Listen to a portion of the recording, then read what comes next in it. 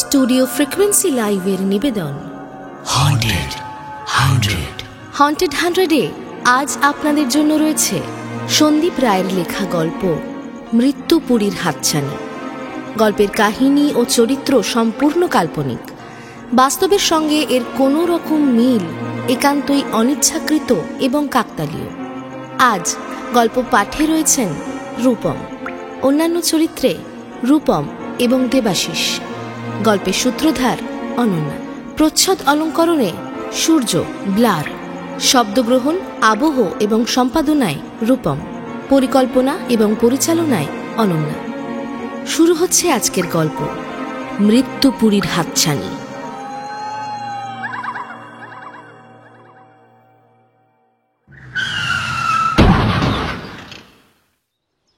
কিরে ভাই, ঠিক আছিস তো? দেখলাম পল্টু আমার মুখের ওপর ঝুঁকে পড়ে গোল গোল চিন্তিত চোখে তাকিয়ে আছে। জ্ঞান ফেরার পর অনুভব করছি মাথাটা ভীষণ ব্যথা করছে, সেই সঙ্গে কোমর ও ডান কনুইতেও যন্ত্রণা হচ্ছে। শরীরের বিভিন্ন জায়গায় কম বেশি ছড়ে গিয়ে একই সঙ্গে জ্বালাও করছে। আসলে আমাদের গাড়ির অ্যাক্সিডেন্টটা যে বেশ ভয়ানক হয়েছে তা আমার অবস্থা শুনে নিশ্চয়ই অনুমান করা যাচ্ছে। ঘাড় ঘুরিয়ে একবার সাধের গাড়িটাকে দেখলাম। কিছু দূরে কাত হয়ে থাকা গাড়ির চাকাগুলোর একটা তখনও অর্ধচন্দ্রাকারে সামান্য পাক খাচ্ছে। পল্টুর দিকে তাকিয়ে রাগটা চড়ে গেল। বললাম, এটাকে যদি ঠিক থাকা বলে তাহলে আমি একদম ঠিক আছি, এক্কেবারে অক্ষত আছি। নে, হয়েছে এবার শান্তি? আরে বাবা, বুঝতে পারছি তোর মনের অবস্থা। গাড়িটার জন্য ভাবছিস তো? তাই এটা তো ইন্স্যুরেন্স করা আছে, এর জন্য তো রাগ করলে চলে? একই একটা মারাত্মক অ্যাক্সিডেন্টের হাত থেকে প্রাণে বেঁচেছি কোনো মতে, তারপর যার জন্য এমন বিপদের মুখে পড়তে হয়েছে সেই ছেলেই যদি এমন সময় এরকম সব কথা বলে তাতে রাগটা বাড়বে বই কমবে না। পল্টুকে গাড়ি চালাতে দেওয়াটাই আমার ভুল হয়েছে। ড্রাইভিংয়ের ওর হাত ভালো মতোই পোক্ত, তবে স্টিয়ারিং হাতে পেলেই ও মনে করে যেন ফর্মুলা 1 চালাচ্ছে। খানিকক্ষণ চুপ করে বসে রইলাম সেইখানে। প্রথমটা পল্টুর ওপর ভারী রাগ হলেও চুপ করে বসে থাকার ফলে মাথাটা কিছুটা ঠান্ডা হলো, আর পল্টুকে বকাঝকার জন্য মনের মধ্যে একটা খারাপ লাগা বোধ করলাম। আকাশে তখন লালচে বিকেল অল্প কিছু সময়ের মধ্যেই বিদায় নেওয়ার প্রস্তুতি নিচ্ছে। পূর্ণগোলক চাঁদ ইতিমধ্যেই অস্বচ্ছভাবে ফুটে উঠেছে আকাশের গায়ে। পল্টুর দিকে তাকাতে দেখলাম ও আমাদের উল্টে যাওয়া গাড়ির ভেতর থেকে কিছু একটা খুঁজে বার করার চেষ্টা করছে। ডাক দিলাম ওকে, হাতের ইশারায় বোঝালো আসছি। যখন পল্টুর সার্চ অপারেশন শেষ হলো তখন দেখলাম ও আমার ফার্স্ট এড বক্স আর জলের বোতলটা নিয়ে এগিয়ে আসছে। দৃশ্যটা দেখে আমার ছোটবেলার অন্তরঙ্গ বন্ধুটার প্রতি যেটুকু রাগ অবশিষ্ট ছিল সেটা কৃতজ্ঞতায় বদলে গেল। নে, পেনকিলার খেয়ে নে একটা।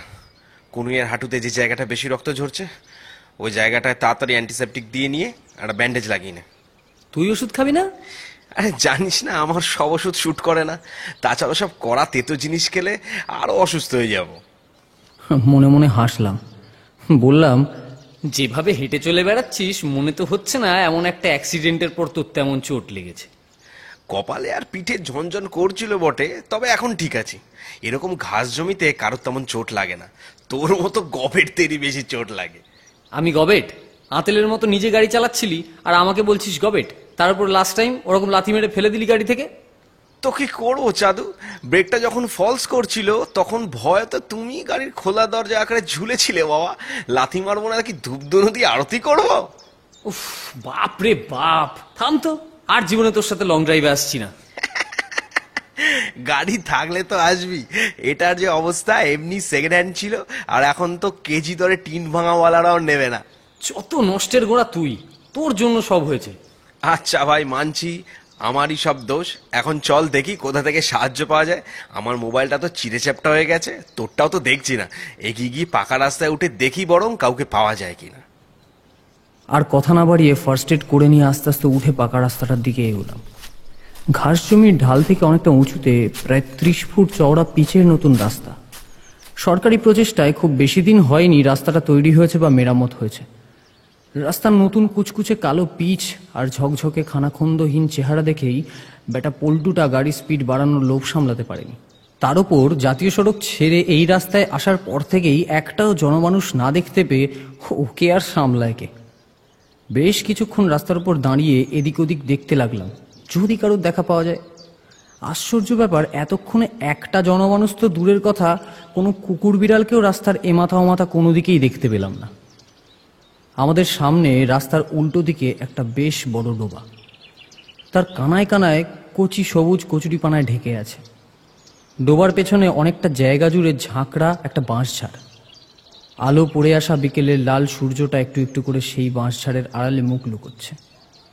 পল্টুকে দেখলাম বেশ অধৈর্য হয়ে রাস্তার পাশ থেকে কতগুলো ঢিল কুড়িয়ে ওই ডোবার জলে এক এক করে ছুঁড়ে মারছে। তাতে জলের ওপর ঘনিষ্ঠ কচুরিপানার আবরণগুলো কিছুটা জায়গা জুড়ে ক্ষণিকের জন্য সরে গিয়ে আবার আগের মতো হয়ে যাচ্ছে। ওর ধৈর্যহীন ভাব দেখে আমার কেন জানি না বড় বিরক্তি হলো। হেঁকে উঠলাম, তুই থামবি কি? বড্ড বিরক্ত করছিস কিন্তু। এতক্ষণে পল্টুও বুঝি বেশ খাপ্পা হলো আমার উপর। বলল, তখন থেকে দেখছি খিচখিচ করেই যাচ্ছিস, এখানে কাউকে পাওয়া যাচ্ছে না, সেটার জন্য কি আমি দায়ী? দাঁড়া, দেখছি কি করা যায়। কথাটা বলতে বলতে পল্টু নিজের হাতের তালু দুটোকে মুখের দুপাশে ধরে তীক্ষ্ণভাবে তারস্বরে চিৎকার করে উঠল, যেমন করে নির্জন দ্বীপের আটকে পড়া মানুষ আকাশে প্লেন দেখে বাঁচার জন্য চিৎকার করে। গহন অরণ্যে পথ হারিয়ে কোনো মানুষ যখন পোড়া কাঠকুটোর টুকরো দেখে অন্য কোনো মানুষের অস্তিত্ব অনুমান করে চিৎকার করে, ঠিক তেমনভাবেই চেঁচিয়ে উঠল পল্টু।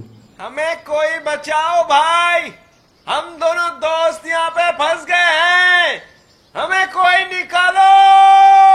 পল্টুর এমন অপ্রাসঙ্গিক হিন্দি সাহায্য প্রার্থনার ফলে বাঁশঝাড়ের দিক থেকে দুটো সদ্য ঘরে ফেরা পাখি আবারও ডানা ঝাপটিয়ে উড়ে পালাল। আরও বিরক্তি প্রকাশ করতে যাব এমন সময় লক্ষ্য করলাম পাকা রাস্তার ঢালে নিচ বরাবর মাঠের মধ্যে দিয়ে এক নুয়ে পড়া বৃদ্ধ হাতে একটা লাঠিতে ভর দিয়ে মাথা নিচু করে ধীর পায়ে এগিয়ে আসছেন। স্থানীয় লোক হতে পারে। পল্টু আমার দৃষ্টি অনুসরণ করে ফাজলামি বন্ধ করে তাড়াতাড়ি এগিয়ে গেল বৃদ্ধটির দিকে। আমিও ওর সঙ্গে গেলাম। বৃদ্ধের পরনের পোশাকের অবস্থা খুবই খারাপ, যেমন ময়লা তেমন জীর্ণ। মনে হলো পোশাক আর বৃদ্ধ দুজনেরই বয়স সমান। দূরত্ব কম হতেই বৃদ্ধ আমাদের দিকে তাকালো, আর তখনই বৃদ্ধের সাথে চোখাচোখি হতেই একটা অজানা শিহরণ খেলে গেল বুকের মধ্যে। কি অসম্ভব সেই চোখের ঔজ্জ্বল্য! গোধূলির সামান্য রাঙা আলোতেও বার্ধক্যের অসংখ্য কুঞ্চনে ভরা সেই শীর্ণ মুখমণ্ডলে অস্বাভাবিক বড় দুটো চোখ যেন কিছু একটা প্রাপ্তির আশায় চকচক করছে। আমি কিছু বলবার আগেই পল্টু তাড়াতাড়ি কথা বলতে গিয়ে হিন্দি বাংলা মিশিয়ে তালগোল পাকিয়ে দিল। हम लोग का गाड़ी उल्टे গেছে, আপনি কি বলতে পারেগা ইধার লোকজন কোথায় মিলেগা? আরে ধুর বাবা, এ বলতে কি সব গুলি যাচ্ছে, তুই বলতো ভাই। পল্টুর কথায় পাত্তা না দিয়ে বৃদ্ধকে জিজ্ঞেস করলাম, দাদু বলছিলাম আশেপাশে কোনো লোকজন পাওয়া যাবে কি? আমাদের সাহায্য দরকার, বড় বিপদে পড়েছি দাদু, আমাদের গাড়িটা উল্টে গেছে, ওই দেখুন। বৃদ্ধ গাড়িটার দিকে ফিরেও তাকালো না। সেই অজ্ঞাত প্রত্যাশার চাহনিতে আমাকে মাথা থেকে পা অবধি বারবার জড়িত করতে লাগলো। শেষে ঘর ঘরে কম্পমান কণ্ঠস্বরে বলল, আপনারা খাবার এনেছেন? খাবার আপনাদের কাছে খাওয়ার হবে, খাবার। পল্টু আমার কানের কাছে মুখ টেনে বলল, এই ভিখারি বুড়ো মনে হয় তার কাটাছে, বুঝলি? আমাদের বিপদের দিকে ভ্রুক্ষেপ নেই, এখন ওনার জন্য খাওয়ার জোগাড় করে দাও। বারবার এতটাই রাগ ধরিয়ে দিচ্ছে পল্টুটা যে এইবার চরমভাবে ওর ওপর তেড়ে ফুড়ে গর্জে উঠে বললাম, আর একটাও কথা যদি বলেছিস না তুই, তাহলে সামনে ওই ডোবার জলে ডুবিয়ে মারবো তোকে, একদম মুখ বন্ধ রাখবি তুই। এবার কাজ দিল। মুখে দুঃখী দুঃখী ভাব এনে মাথা নিচু করে দাঁড়িয়ে রইল পল্টু। বৃদ্ধ লোকটার করুণ অবস্থা বুঝতে পেরে কষ্ট লাগলো। ওকে বললাম, তোমার খাওয়ার ব্যবস্থা আমি করে দিচ্ছি, তার আগে বলো এদিকে কাছাকাছি কাউকে পাওয়া যাবে? এদিকে চলে যাও সোজা, কিছু দূরে গেরাম আছে। কথাটা বলে বৃদ্ধ মাঠের দিকে আঙুল তুলে দেখালেন। আমি ওনার আঙুল অনুসরণ করে ভালো করে তাকিয়ে দেখলাম মাঠের দিকে। এর আগে চোখে পড়েনি একেবারে। এবার দেখতে পেলাম দূরে মাঠের কোণে পাশাপাশি ছোট ছোট দুটো খড়ের চালার অস্তিত্ব বোঝা যাচ্ছে। পাণ্ডব বর্জিত এই জায়গায় সাহায্য পাওয়ার আশার অবশেষ সন্ধান পেয়ে যেন হাতে চাঁদ পেলাম।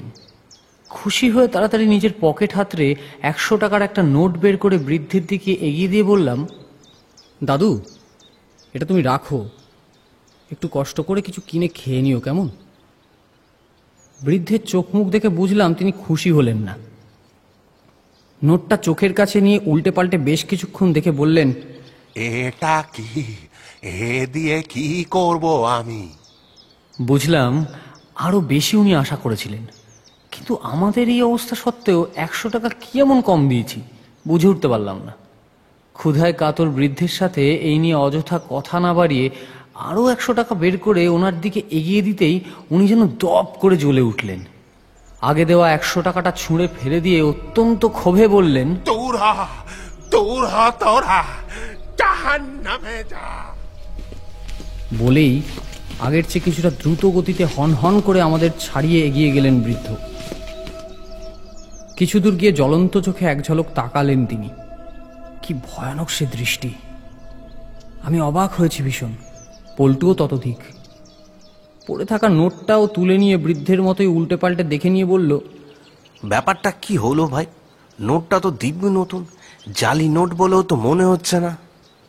কথাটা বলে কয়েক সেকেন্ড কি একটা ভেবে নিয়ে পল্টু আচমকা চোখ বড় বড় করে হিঁক করে মুখে একটা শব্দ করে হাতের তালু মাথার তালুতে চেপে দাঁড়িয়ে রইল।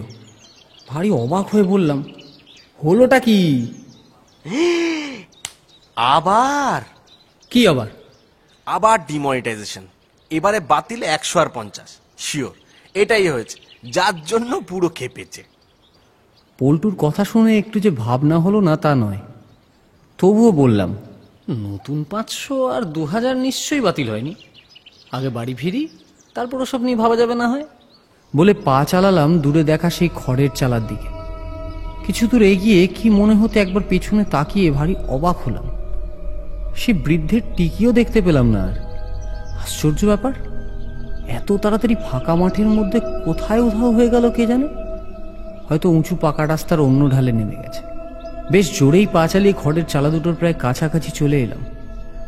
বৃদ্ধ ঠিকঠাকই বলেছিলেন, গ্রামই বটে, তবে খুব সমৃদ্ধ বা বর্ধিষ্ণু গ্রাম নয়, বরং কেমন যেন একটা শ্রীহীন ভাব আশেপাশে, ঠিক যেন সেই বৃদ্ধের রূপের মতোই।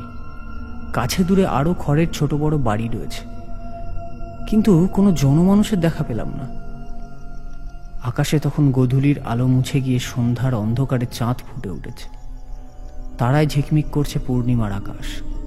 প্রকৃতির এমন অপরূপ সৌন্দর্যমধুর মুহূর্তে আমরা দুটো হতভাগ্য দুর্ঘটনাগ্রস্ত মানুষ সাহায্যের আশায় এসে দাঁড়িয়ে আছি থমথমে এক গম্ভীর অজপাড়া গায়ের বুকে।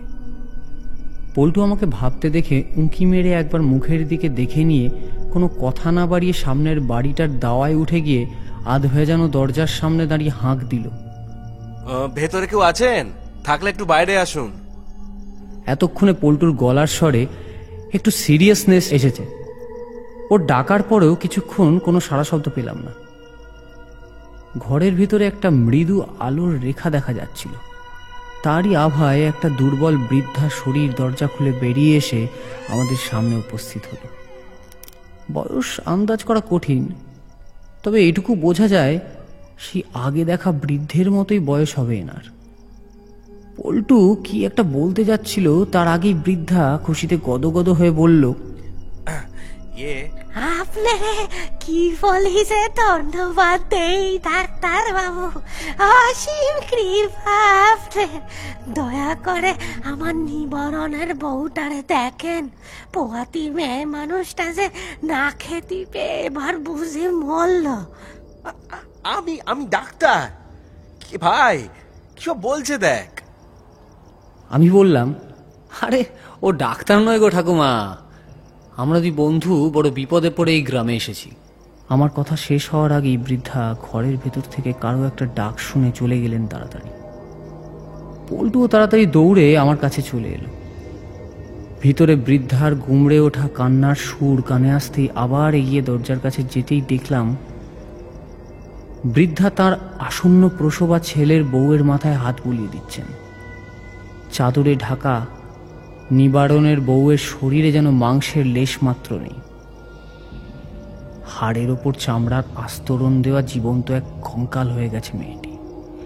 এই অবস্থায় সন্তানের জন্ম দেওয়া কি সম্ভব? কত বয়স হবে মেয়েটার? বড় জোর 18 কি 19। একে আর ওর ওই বৃদ্ধা শাশুড়িকে ছাড়া ঘরে আর কেউ নেই নাকি? এদের অবস্থা দেখে কষ্ট লাগলো। বৃদ্ধাকে বললাম, তোমার ছেলে কোথায়? চাল আনতে গেছে, ঘরে একটা নাও খাবার নাই গো। আমার বউটার পেটেও কিচ্ছু পড়েনি দুদিন থেকে। বৃদ্ধা আবারও কাঁদতে থাকে, সাথে ওর বউয়ের গোঙানি চলতেই থাকে। এরকম দৃশ্য চোখে দেখা যায় না। আর এ কেমন ছেলে যে নিজের অসুস্থ প্রসূতি স্ত্রী আর বৃদ্ধা মাকে রেখে বাইরে গেছে, তাও আবার চাল জোগাড় করতে? এমন পরিস্থিতিতে কোনো প্রতিবেশী বা এগিয়ে আসছে না কেন? বৃদ্ধার মতো আমাদেরও অসহায় প্রায় অবস্থা। কি করা উচিত এই অবস্থায় তাও মাথায় এলো না। আচমকা বৃদ্ধা চোখ ফেরালো আমাদের দিকে। আবারও চমকে গেলাম। এ দৃষ্টিও হুবহু সেই মাঠে দেখা বৃদ্ধের মতো। সেই রকম অজানা আশায় ভরা অস্বাভাবিক দুটো বড় বড় উজ্জ্বল চোখ। ঘরের মৃদু আলোর চেয়েও সে চোখ বেশি আলোকময়। এমন দৃষ্টি যেন কোনো এক অজানা ভয়ের ইঙ্গিত দিচ্ছে। কিছু খেতে দেবো বাবা?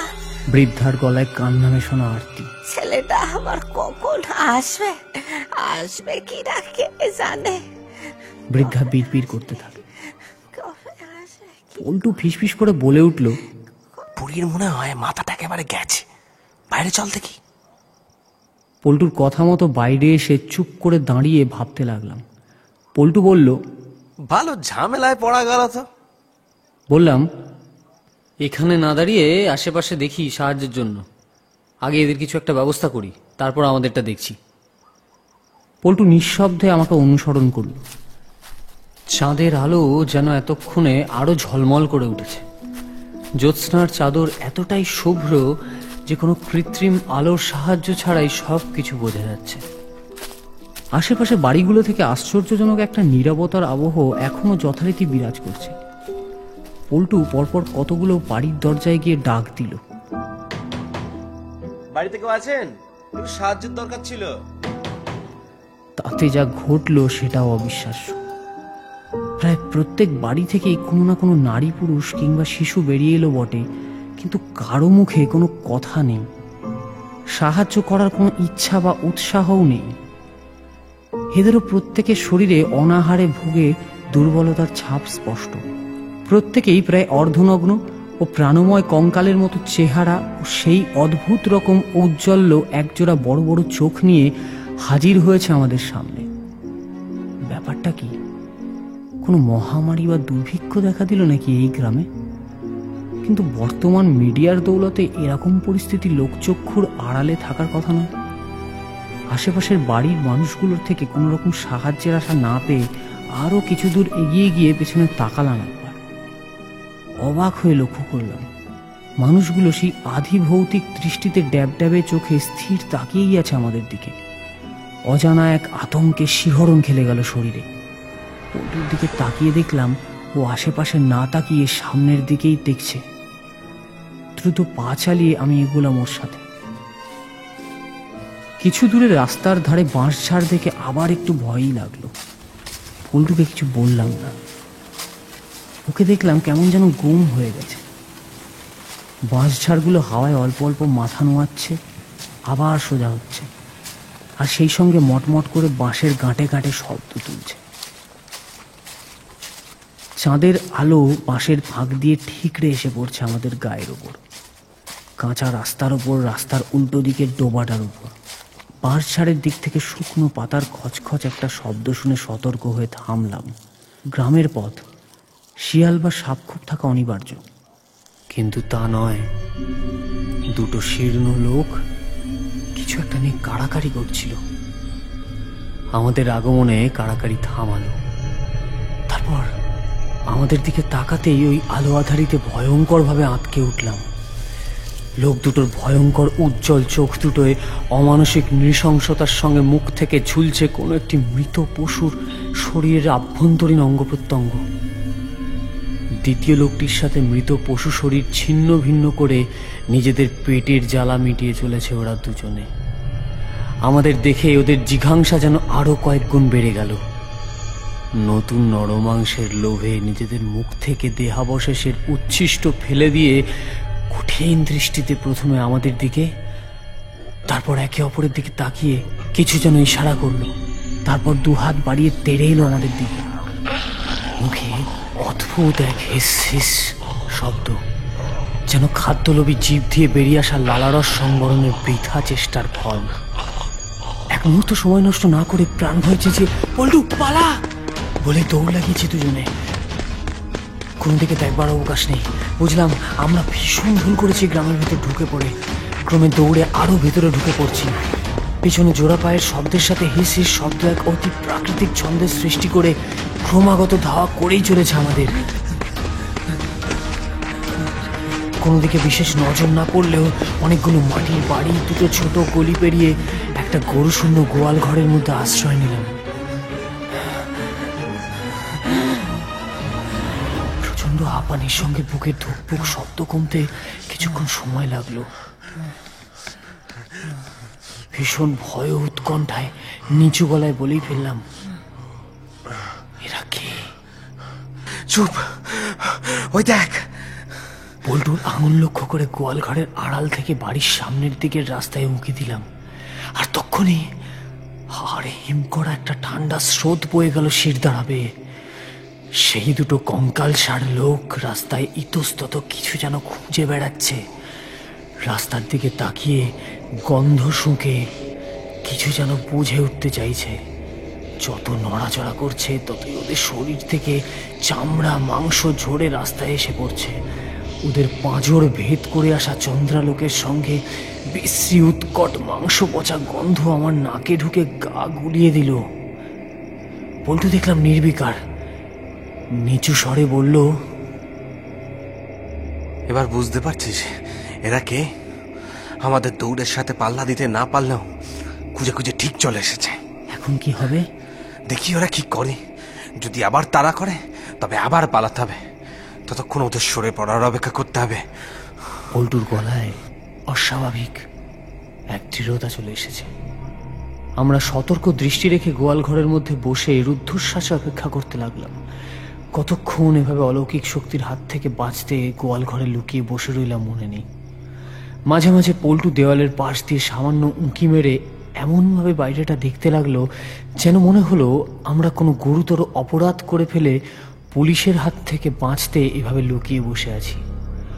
অনেকক্ষণ নিস্তব্ধতার পর হঠাৎই জেগে উঠলাম দূরে কোথাও এক শিয়ালের ডাকে। প্রকৃতির অসারতা যেন ভেঙে খান খান হয়ে গেল সেই শব্দে। চরম বিপদের মধ্যেও ক্লান্তিতে কখন যেন ঘুম এসে গেছিল, কিন্তু চোখ খুলতেই আবারও শিউরে ওঠার পালা। গোয়াল ঘরের অন্য দেওয়ালের পাশ দিয়ে মাটির ওপর সরীসৃপের মতো বুকে হেঁটে কোনো এক জীব এগিয়ে আসছে ধীর শিকারী সাপেদের মতো। এক পা, দু পা, বলা ভালো এক হাত কিংবা দুই হাত করে ক্রমে এগিয়ে আসছে। কারণ এই জীবও আগে দেখা কঙ্কালগুলোর মতোই অশরীরী জম্বি। ওর নখের আঁচড়ে ফালা ফালা হওয়া মাটির বুক চিরে বেরিয়ে আসা শব্দ যেন মৃত্যুর পরোয়ানা নিয়ে এগিয়ে আসছে। তাড়াতাড়ি উঠে আবার দৌড় লাগালাম দুজনে। আরো কতগুলো গলিপথ পেরিয়ে সামনে একটা খোলা জায়গায় এসে পড়লাম। বাঁয়ে কিছু দূরে একটা ঝোপ জঙ্গল অনেকটা দূর চলে গেছে। সামনে একটা বড় প্রাচীন বট কিংবা অশ্বত্থের পেছনে আরো দূরে এক ইট ভাটার চিমনি দেখা যাচ্ছে। ডাইনে অপেক্ষাকৃত একটু উঁচু জায়গায় একটা প্রাচীন ভগ্নপ্রায় মন্দির আছে। সারা সন্ধে থেকে এতক্ষণ এই গ্রামের ঘর আর অলিগলিতে দৌড়ে দৌড়ে আমার বুঝতে বাকি নেই যে এই গ্রাম মৃত মানুষের গ্রাম। এখানে প্রথম থেকে দেখা প্রতিজোড়া জ্বলন্ত চোখ যার প্রমাণ। সাধারণ জীবিত মানুষের চোখ এইরকম হতেই পারে না। প্রথমেই যদি আমার মনের এই খটকাটাকে আমল দিতাম তবে এরকম মারাত্মক বিপদে আমাদের হয়তো পড়তেই হতো না। এটাও বুঝতে পারছি প্রবল অনাহারে মৃত্যুর পরেও এদের অতৃপ্ত আত্মারা বহুদিনের অভুক্ত থাকার অতৃপ্তি মেটানোর বাসনায় অশরীরী বুভুক্ষু প্রেতের রূপ নিয়ে রাতের অন্ধকারে কেউ কেউ এলোমেলো ঘুরে ঘুরে শিকার খুঁজে বেড়াচ্ছে। কেউ আবার ঘুরছে সামান্য খাবারের আশায়, আবার কেউ মরিয়া হয়ে অপেক্ষা করে বসে আছে কখন খেতে পাবে। এমন সব ক্ষুধার্ত প্রেতের হাত থেকে নিস্তার পাওয়ার জন্য আমার নাস্তিক মনেও ঈশ্বরের প্রতি বিশ্বাস জন্ম নিল। কথায় বলে, ডুবন্ত মানুষ বাঁচার জন্য খড়কুটো আঁকড়ে ধরে, আর এ তো একটা আস্ত মন্দির। না জানি এই হতভাগ্য গ্রামে আরো কত চলমান অশরীরী নরমাংসের লোভে ঘুরে বেড়াচ্ছে। অন্ধকারে পালিয়ে বেরিয়ে তাদের হাতে পড়ার চেয়ে মন্দিরের মধ্যে রাত কাটানো অনেক বেশি সুরক্ষিত। পল্টুকে কথাটা বলতে গেলাম, দেখলাম ও কোনো কথা বলল না। আমি জানি পল্টু আমারই মতো নাস্তিক, কিন্তু এই পরিস্থিতিতে বিশ্বাসের গোড়ামির চেয়ে স্বার্থপর হওয়াটা ঢের বেশি জরুরি। বেশি ভাবিস না পল্টু, এই গ্রাম, এখানকার পথঘাট কিছুই আমরা চিনি না। সকাল না হওয়া অব্দি কিচ্ছু করার উপায় নেই আমাদের হাতে। মন্দিরের আশেপাশে কেমন জঙ্গল দেখেছিস? যদি সাপখোপ থাকে? মন্দিরের ভেতর মনে হয় না এরকম জঙ্গল থাকবে। আর একটু গিয়েই দেখি না, চল না ভাই, তাড়াতাড়ি চল। একটা লাঠি জোগাড় করে নিয়ে মন্দিরের পথে ঝোপ জঙ্গলে বাড়ি মেরে মেরে এগিয়ে গেলাম মন্দিরের দরজার কাছে। ভিতরে চাঁদের এক ফালি অতি তীক্ষ্ণ আলো এসে পড়ছে দেওয়ালের একটা ফাটল থেকে। সেই অপরিসর আলোয় ভালো মতো কিছু বোঝা গেল না বটে, তবে এটুকু বুঝলাম চাতালটা বেশ শক্ত এখনো। সাহস করে জুতো খুলে ঢুকেছি বলে মেঝে থেকে ঠান্ডা এক স্যাঁতস্যাঁতে অনুভূতি টের পাচ্ছি। ভিতরে একপাশে দেওয়ালে হেলান দিয়ে বসে পড়লাম। পল্টুও আমার পাশে বসল। মন্দিরটা যে কতটা প্রাচীন আর যত্নহীন তা বোঝাই যাচ্ছে, কিন্তু এটা বিন্দুমাত্র বোঝার উপায় নেই মন্দিরের অধিষ্ঠাতা বা অধিষ্ঠাত্রী কে। গর্ভগৃহটা মোটামুটি প্রশস্ত হলেও জমকালো অন্ধকারের মধ্যে এক চিলতে চাঁদের আলোয় কোনো বিগ্রহের অস্তিত্ব বোঝা একেবারেই অসম্ভব। পাশে পল্টুর উপস্থিতি বুঝতে পারছি মাত্র। এছাড়া গর্ভগৃহের বাইরের কিছুটা অংশ বাদে আমার চোখের সামনে পূর্ণিমার রাতেও যেন ঘোর অমাবস্যা নেমেছে। আবারও সম্পূর্ণ নীরবতা। জোরে জোরে নিজের নিঃশ্বাস ফেলতেও ভয় হচ্ছে, পাছে সেই শব্দে আবার যদি কোনো চলমান প্রেত আমাদের নিরাপদ আস্তানার হদিশ পেয়ে যায়। মন্দির চত্বরে নিশ্চয়ই তারা আসতে পারবে না, কিন্তু মন্দিরের বাইরেই তারা যদি সারা রাত অপেক্ষা করে আমাদের জন্য, নানা অলৌকিক কৌশলে ছলনা করে আমাদের বাইরে আসতে বাধ্য করে যদি। অশরীরীদের তো অনেক রকম ক্ষমতা থাকে শুনেছি, তবে ঈশ্বরের চেয়ে নিশ্চয়ই বেশি নয়। হে ভগবান, এই মন্দিরের ভেতরে তোমার যেই রূপে অবস্থান হোক না কেন, দয়া করে আমাদের দুটো প্রাণ রক্ষা করে আমাদের নাস্তিক মনে নিজের জায়গা করে নাও। ভীষণ উৎকণ্ঠায় এসব ভাবতে ভাবতে অজান্তেই কখন যেন কপালে হাত জোর করে ঠেকিয়ে ফেলেছি। বেশ কিছুক্ষণ সেভাবেই বসে রইলাম। মন্দিরের পিছনে কিছুটা দূরেই আবারও শিয়াল ডেকে উঠল। কি অমানসিক মনে হলো সেই ডাক। তারপর হঠাৎই সেই উচ্চস্বরের শব্দ মুহূর্তে বদলে গেল একটা খ্যাক খ্যাক শব্দে।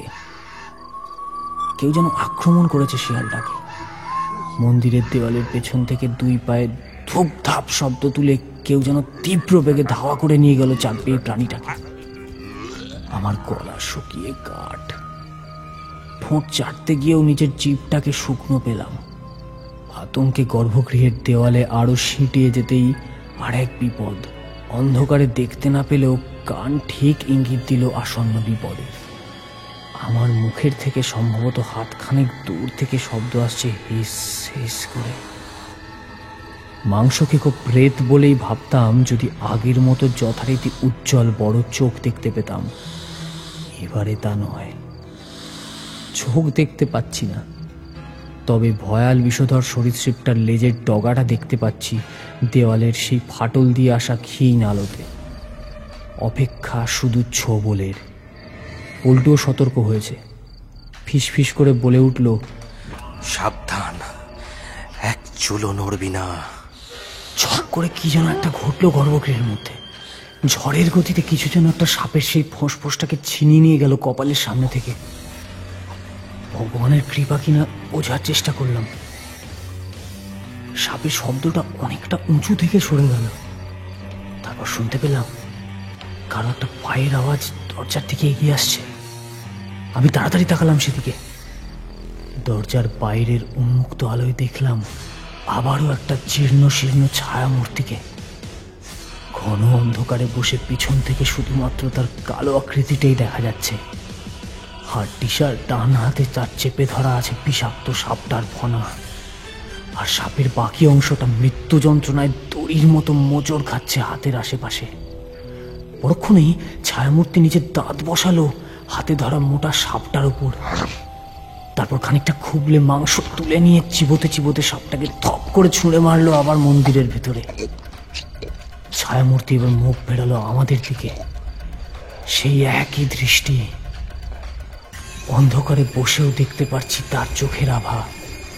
বলা বাহুল্য, সেই বড় বড় অলৌকিক আলোকময় চোখ। আমার মনের অবস্থা বলে বোঝানোর মতো নয়।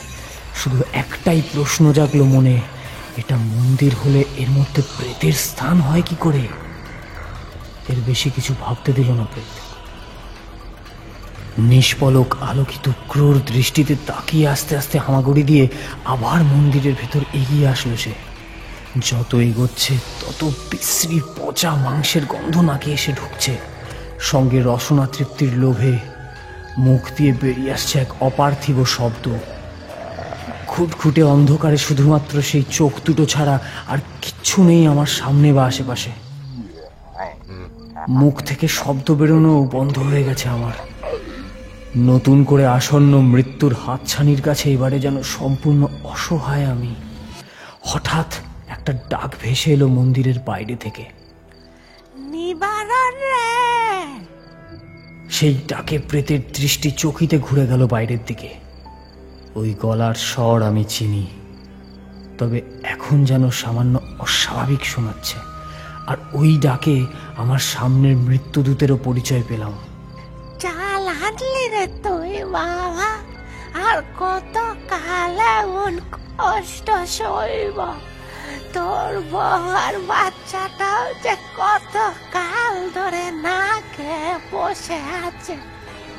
সেই বৃদ্ধা নিবারণের মা। ডাক শুনে গড়গড় শব্দ করতে করতে উঠে দাঁড়ালো প্রেত। তারপর প্রবল আক্রোশে ঘষা ঘষা গলায় চিৎকার করে উঠল, চলেই কোথা চলেই চালার পাবে না বলে জানিস না, শুনিস না কানে? সরকার বাহাদুর সব চাল সিপাহীদের জন্য বিদেশে পাঠিয়ে দিচ্ছে। যুদ্ধ লেগেছে রে বলে যুদ্ধ, জাপানিদের সাথে যুদ্ধ।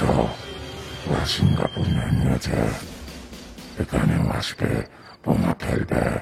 পালা পুরি পালা। ওই আসছে, প্লেন আসছে, চল পুরি পালিয়ে চল।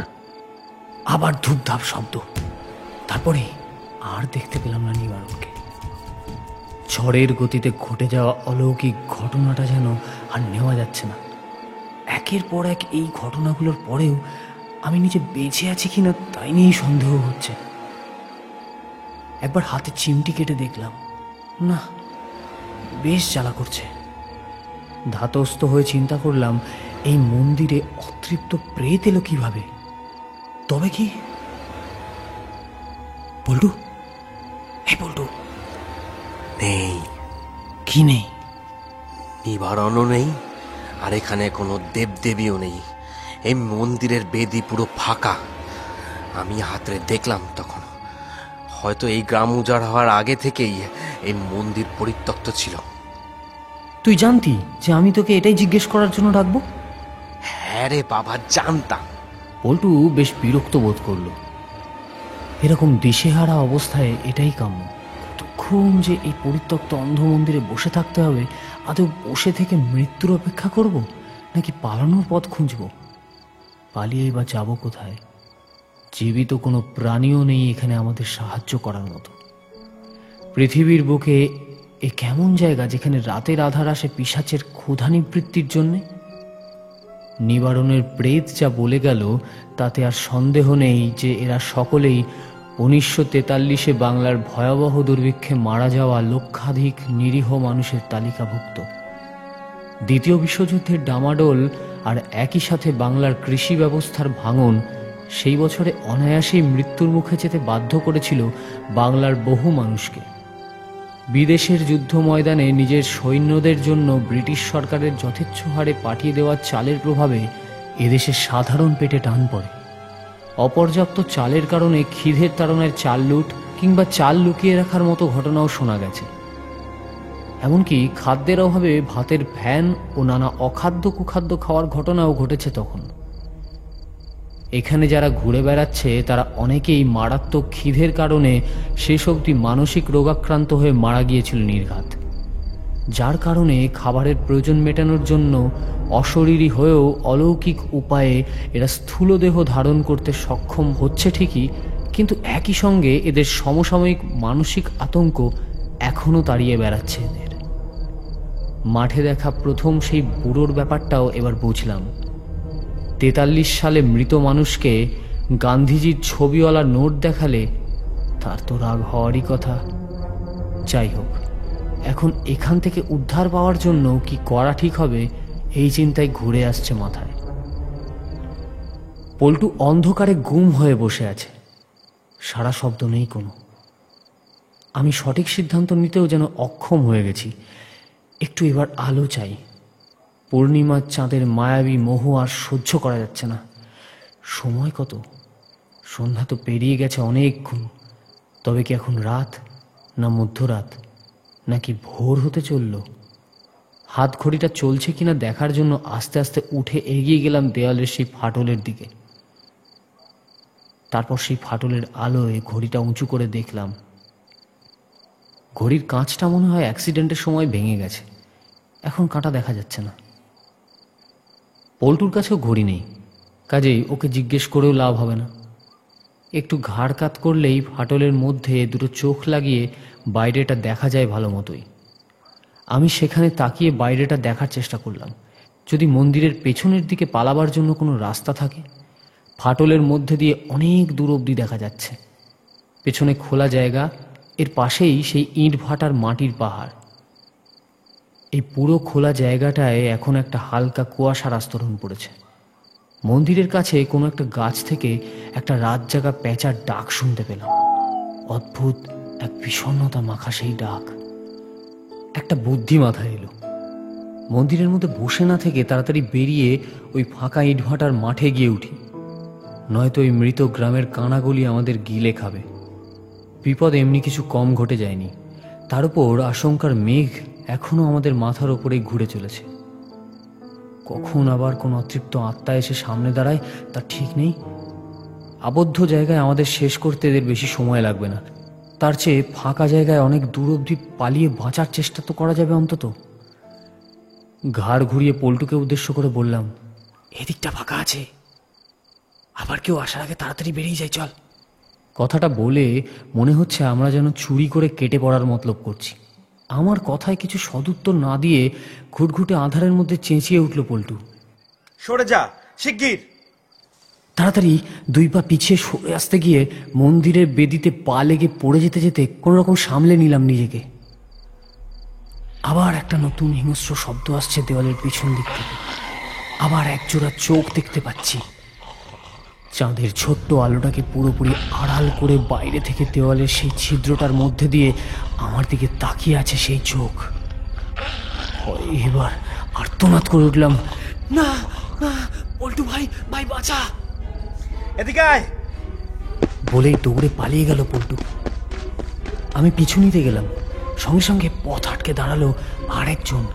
মাথা বাঁধে শরীরে তার সামান্য মাংসের সামান্য কিছু অংশ অবশিষ্ট আছে মাত্র। উন্মুক্ত চোয়ালের ঝকঝকে দাঁতের শাড়ি যেন না চাইতো হাসছে।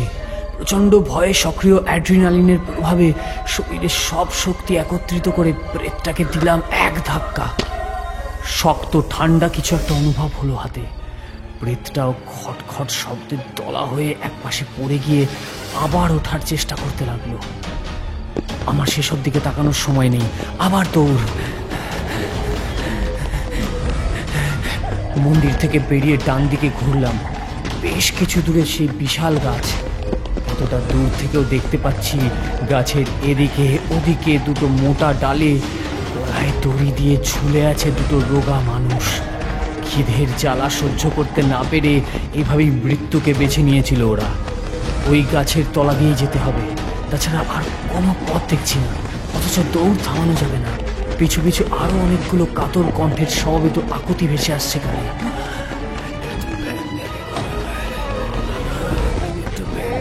এদের লক্ষ্য যেন তেন প্রকারে খাবার জোগাড় করা। চিরাচরিতভাবে সেই দুর্ভিক্ষের আমলের মতোই প্রার্থনা করে চলেছে এরা। আবার কতগুলো বাচ্চার কান্নার শব্দ মিশে যাচ্ছে ক্ষুধার্ত আত্মাগুলোর করুণ আবেদনের সাথে। উফ, কি নারকীয়, কি ভয়ঙ্কর! খালি পায়ে ছুটছি, সামনে বড় গাছটা মৃত ঝুলন্ত শরীর দুটো তুলছে। ওরা তাকিয়ে আছে। গলায় আঁট হওয়া দড়ির ফাঁস সত্ত্বেও ওরা কেমন যেন হাসছে। এবার বুঝি নেমে আসলো গাছ থেকে, আর সত্যি সত্যি ঝুপ করে দড়ি কেটে তলা হয়ে পড়লো। তারপর আবার উঠল, মুখে ক্ষুধার লালসা। ওরা নামতেই গাছের ডালে ঝুলতে থাকা কতগুলো কালো বাদুড় কিচমিচ শক্ত করে মাথা ঘেঁষে উড়ে গেল ইট ভাটার দিকে। পাশ কাটিয়ে কোনো রকমে পালাতে গিয়েও আমার হাতে থাবা বসাতে গেল দুই প্রেতের একজন। ধারালো নখের টানে আমার কিছুটা চামড়া মাংস উঠে গেল সেই প্রেতের হাতে। যন্ত্রণায় কুকড়ে চেপে ধরলাম নিজের হাতটা। রক্ত গড়াচ্ছে ভালো। এক ঝলক দেখলাম সেই প্রেত আমার হাতের অংশটা নিয়ে ঝপ করে নিজের মুখে পড়ল। পল্টু চেঁচিয়ে উঠল, তোমরা ভাই থামিস না, তাড়াতাড়ি চল। বড় গাছতলা পার করে ইট ভাটার মাঠ। বাদুরগুলো জ্যোৎস্না আকাশের চাঁদের গায়ে উঠে গিয়ে চক্রাকারে ঘুরতে শুরু করেছে। মনে হচ্ছে এই রাতের যেন শেষ নেই। চাঁদ নিজেও মিটিমিটি হাসছে আর ষড়যন্ত্র করছে যেন। সেও আজ যেন বিদায় নিতে চায় না, যেন মৃত অতৃপ্তদের চাহিদা মেটানোর দায়ভার নিয়ে ওদের আলো দেখিয়ে চিনিয়ে দিতে চায় আমাদের। দৌড়াতে দৌড়াতে ইট ভাটার লম্বা চিমনির পেছনে গিয়ে একটু দম নেওয়ার জন্য দাঁড়ালাম।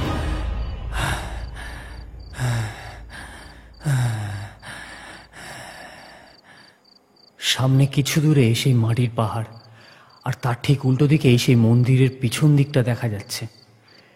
দেওয়ালের ফাটলটার মধ্যে দিয়ে যে প্রেত উকি দিয়েছিল, সম্ভবত সেই প্রেতই এখনো খোঁজাখুঁজি চালাচ্ছে ওখানে। আমাদের দেখতে পাইনি এখনো।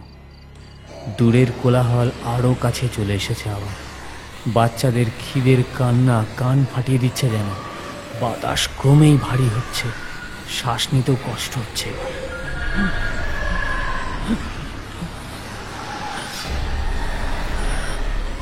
ওদের হাহাকার ঘিরে ফেলতে শুরু করেছে আমাদের চক্রব্যূহের মতো।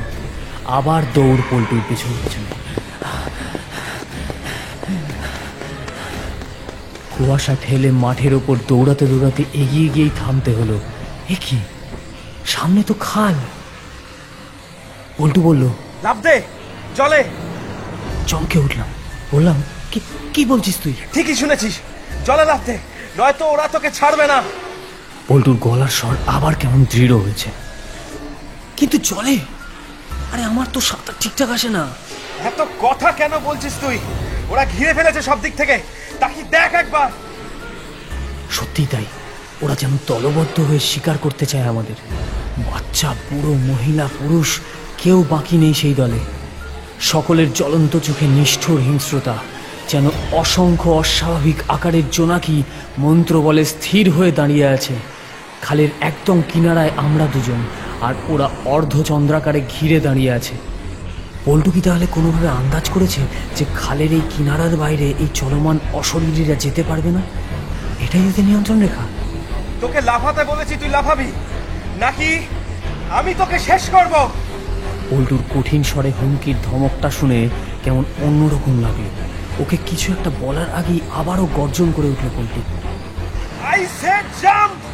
এত জোরে এই গর্জনের শব্দ উঠল যে থতমত হয়ে দুই পা পিছিয়ে গেলাম। সঙ্গে সঙ্গে থেমে থাকা প্রেতগুলো তেড়ে এলো আমাদের দিকে। পল্টুর কোনো হেলদোল নেই, সে চিৎকার করে প্রেতগুলোকে শাসিয়ে যাচ্ছে। আর আমার ডাকেও একবারও ফিরে তাকালো না আমার ছোটবেলার প্রাণের বন্ধুটা।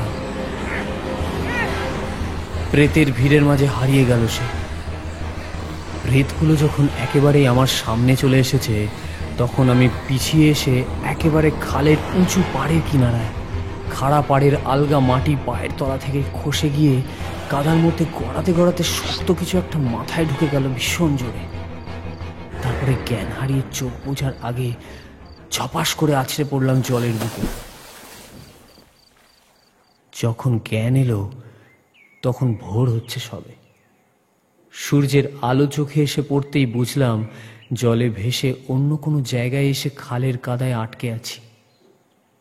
পল্টু আবার সেই একইভাবে গতদিনের মতো আমার মুখের ওপর ঝুঁকে পড়ে দেখছে আর বলছে, কি ঘুম মাইরি, কাদায় অজ্ঞান হয়ে পড়ে দিব্যি নাক ডাকছিলি, পারিসও তুই। পল্টুর ঠাট্টায় পাত্তা না দিয়ে ধড়মড় করে কাদার মধ্যে উঠে বসে জিজ্ঞেস করলাম, তুই ঠিক আছিস তো ভাই? ওরা তোকে ধরে ফেলেছিল যে? ভাই ভুলে গেছিস আমি স্কুলে কাবাডি চ্যাম্পিয়ন ছিলাম। ফুটবলও নেহাত মন্দ খেলতাম না। ভিড়ের মধ্যে থেকে ঠিক কাটিয়ে বেরিয়ে এসেছি, তোকে খুঁজে বেড়াচ্ছি। একটা জিনিস তোকে দেখানোর আছে ভাই, চল জলদি ওঠ। পল্টুর পেছন পেছন উপরে উঠলাম। সকালের সূর্য যেন স্বস্তির বার্তা দিচ্ছে। কোনো চিন্তা নেই, ভাবনা নেই, ভয় নেই, আতঙ্ক নেই। অনেকটা হেঁটে এসে দূর থেকে দেখলাম আমাদের উল্টানো গাড়িটা মাঠের ওপর পড়ে আছে একইভাবে। উঁচু রাস্তাতে একটা পুলিশের গাড়ি, কয়েকজন পুলিশ আর কয়েকজন সাধারণ গ্রামবাসী গাড়িটা ঘিরে দাঁড়িয়ে আছে। ভুতুরে গ্রামের সীমানার বাইরে এসে আবার সৌভাগ্যক্রমে সেই পুরনো জায়গাতেই এসে উপস্থিত হতে পেরেছি, এটা ভেবে বেশ ভালো লাগলো। এদের দেখে অস্বাভাবিক কিছু একটা মনে হচ্ছে না, এটা আরও একটা নিশ্চিন্তার বিষয়। হাঁটতে হাঁটতে পল্টু বলল, জানিস এদের মুখে শুনলাম ওই গ্রামটার কথা।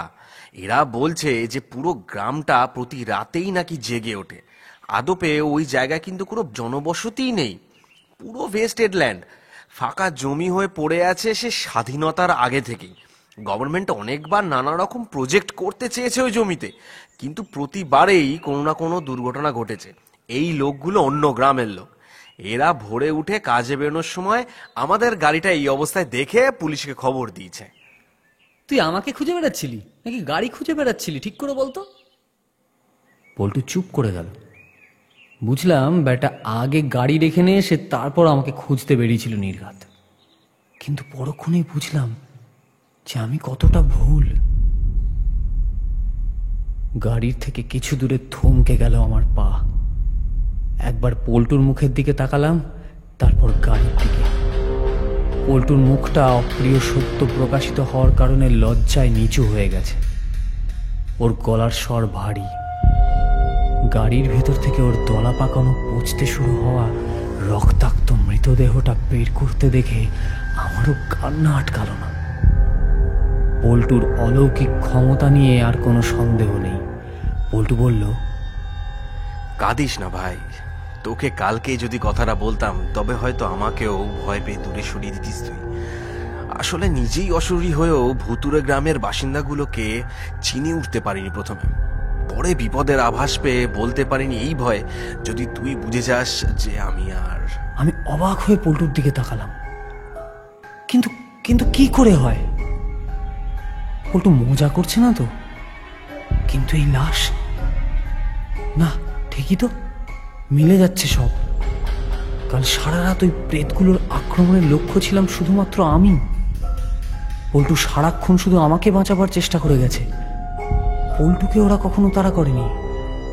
ওই গাছতলা দিয়ে আসার সময়ও পল্টুকে ওরা হাতের কাছে পেয়েও কিছু করলো না, অথচ আমাকে ঠিকই তো। পল্টুকে কেন কিছু করবে ওরা? রক্ত মাংসের মানুষ তো আমি। পল্টু তো, তার মানে ও সত্যি কথা বলছে। ও শুধু আমাকে বাঁচাবার জন্য আমার সঙ্গে ছিল। আমাকে তাকিয়ে থাকতে দেখে পল্টু আবার বলল, পারলে ক্ষমা করিস ভাই, তোকে বিপদে ফেলার জন্য আমিই দায়ী। অনেক চেষ্টা করেছিলাম, কিন্তু কিন্তু কি? তোকেও বাঁচাতে পারলাম না। খালে পড়ার সময় তুই মাথায় চোট পেলি, আর তারপরেই তো। পল্টুর বাকি কথা আর কানে গেল না। শুধু দেখলাম সামনের পুলিশ আর লোকগুলো আমাদের দুজনকে উপেক্ষা করে খাল পাড়ের দিকে এগিয়ে গেল। হয়তো আমার লাশটা ওরা খুঁজে পেয়েছে।